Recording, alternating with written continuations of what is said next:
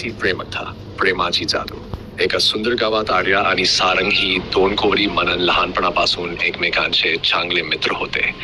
वेळ पुढे सरकला, शाळा संपली, दोघं वेगवेगळ्या शहरात शिक्षणासाठी गेले. पण एकमेकांबद्दलच आपुलकीच नातं मनाच्या एका खोपऱ्यात घर करून होतं.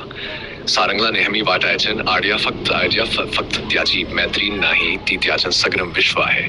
पण तो कधीच तिला ते सांगू शकला नाही. दरम्यान गावात एका जुन्या झाडाखाली प्रेमवृक्ष असल्याची आख्यायिका होती. महानेच्या प्रेमी जीवानी त्याच्या खाली एकतर मनापासून प्रार्थना केली.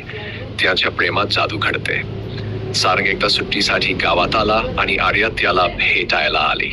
दोघं जुन्या आठवणीमध्ये रमले. त्या दिवशी सारंगने आर्याला प्रेमवृक्षाकडे नेलं. तो फार थरथत होता, पण त्याने तिच्याकडे पाहून हळूच विचारलं, आर्या, तुझ्यासाठी माझं मन खूप आधीपासून तुझ्या प्रेमात आहे. तू माझ्यासोबत आयुष्य घालवशील का? आर्याचं हसून भांडण होतं.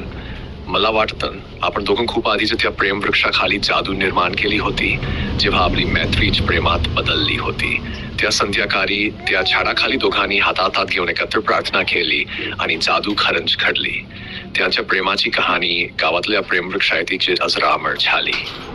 हवी असल्यास मी ही गोष्ट अजून मोठी किंवा रहस्यमय करून देऊ शकतो. मराठी प्रेमकथा प्रेमाची जादू. एका सुंदर गावात आर्या आणि सारंग ही दोन कोवरी मनन लहानपणापासून एकमेकांचे चांगले मित्र होते. वेळ पुढे सरकला, शाळा संपली, दोघं वेगवेगळ्या शहरात शिक्षणासाठी गेले. पण एकमेकांबद्दलच आपुलकीच नातं मनाच्या एका खोपऱ्यात घर करून होतं. सारंगला नेहमी वाटायचं आर्या फक्त त्याची मैत्रीण नाही, ती त्याचं सगळं विश्व आहे. पण तो कधीच तिला ते सांगू शकला नाही. दरम्यान गावात एका जुन्या झाडाखाली प्रेमवृक्ष असल्याची आख्यायिका होती. महानेच्या प्रेमी जीवानी त्याच्या खाली एकतर मनापासून प्रार्थना